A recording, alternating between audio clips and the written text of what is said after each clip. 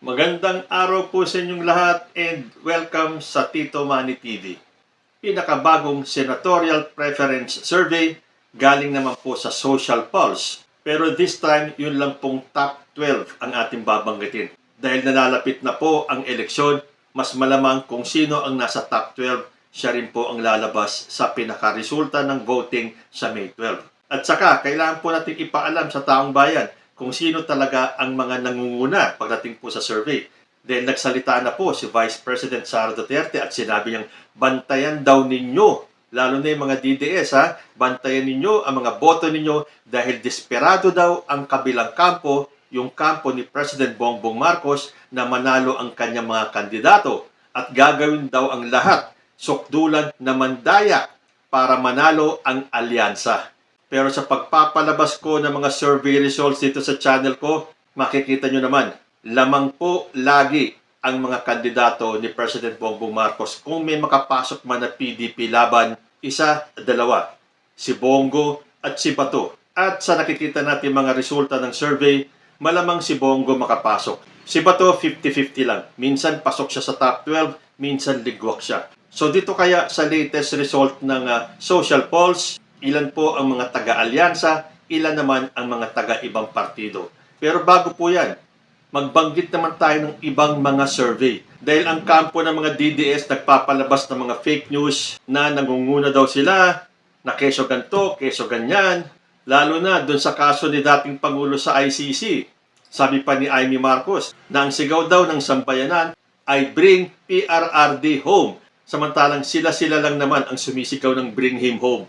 Meron din po tayong survey dyan. So bago po yung survey ng Social Pulse, isang survey po galing sa Kalye Survey. Dahil ang daming mga DDS nagsabi, mas kapanipaniwala daw ang mga Kalye Survey kesa sa SWS, sa Pulse Asia, sa Tangeray, sa Octa Research, at dun sa mga legitimate na mga survey firms.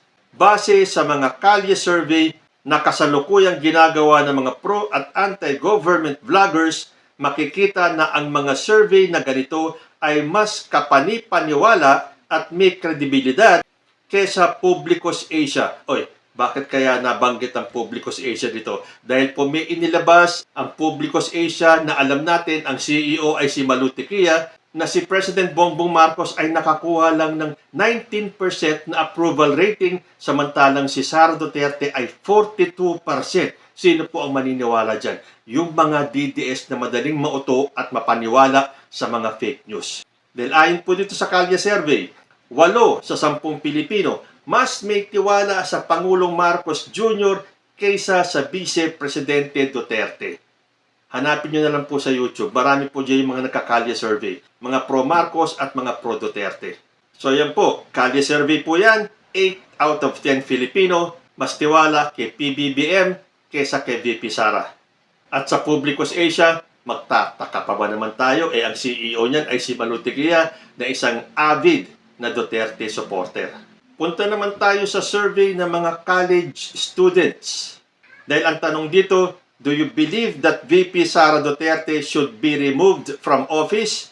1,696 out of 2,000 respondents answered yes in an online survey by Center for Student Initiatives. So, ibig sabihin yan, 84.8% of college students believe that VP Sara Duterte should be removed from office.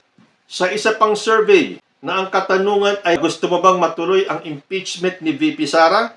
Sa kabila ng pagkakaaresto kay dating Pangulong Rodrigo Duterte, lumobo pa sa 83% ng mga Pilipino ang sang-ayon na ituloy ang pagpapatalsik sa pwesto o impeachment laban sa anak niyang si Vice President Sara Duterte base sa resulta ng Tangeray Survey nitong March 25 and 26. So ayon po sa survey ng Tangeray, 83% Pinoy gustong matuloy ang impeachment ni Vice President Sara.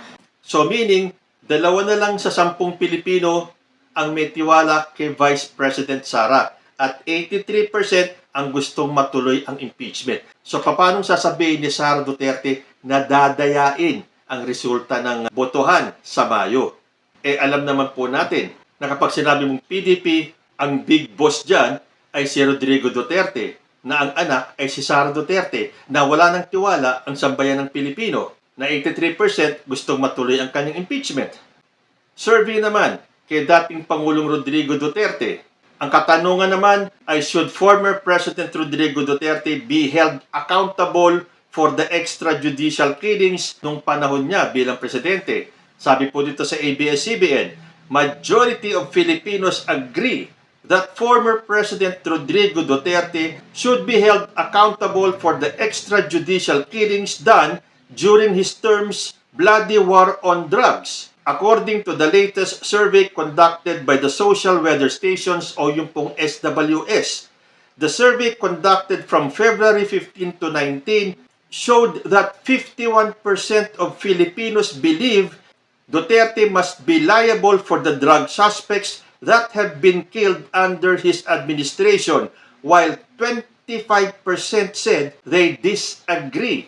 Sasabihin ng mga DDS, sa Luzon lang halos yan eh. Pagdating po sa Visayas na deemed as a Duterte stronghold, sabi ng SWS, sa Visayas ang pinakamataas na agreement na dapat panagutan ni Duterte ang kanyang EJK at 62%. At sa Mindanao, which is known as Duterte's bailiwick, 47% also agree to holding him liable. So ano ang sinasabi ng mga DDS na pagdating sa Visayas, Mindanao, solid Duterte sila? Dito sa mga survey na to, it proves otherwise. So balik na po tayo sa pinaka-latest na survey ng Social Pulse Philippines. Maiba kaya ito sa mga survey ng ibang naglabas ng kanilang resulta? At ito ang resulta ng senatorial preference for 2025 elections para sa buwan ng Marso ng Social Pulse Philippines. At number 1, Erwin Tulfo. At number 2, Bongo. Pumapangatlo naman si Tito Soto. Pang-apat si Ben Tulfo. At number 5, Kiko Pangilinan. Number 6, Bam Aquino. Number 7, Abi Binay. Number 8, Pia Cayetano. Number 9, Francis Tolentino. Number 10, Manny Pacquiao. Number 11, Benhur Abalos. And number 12, Ping Lacson. So bilangin po natin kung ilan ang makaalyansa rito. Erwin Tulfo, Tito Soto, Abi Binay, Pia Cayetano, Francis Tolentino, Manny Pacquiao, Benhur Abalos, and Ping Lacson. Ang mga taga-liberal, Kiko Pangilinan and Bam Aquino. Independent naman si Ben Tulfo. At ang nag-iisang pumasok sa PDP laban, si Bongo. So paano sasabihin ni Sara Duterte na ingatan nyo ang mga boto nyo, mga DDS, dahil dadayain kayo ng kampo ni President Bongbong Marcos pagdating sa May 12 senatorial elections? Sa tingin ninyo, may katotohanan ba yung mga survey natin for today? Hanggang dito na lang po muna tayo. Hanggang sa susunod na mga issues, maraming salamat po.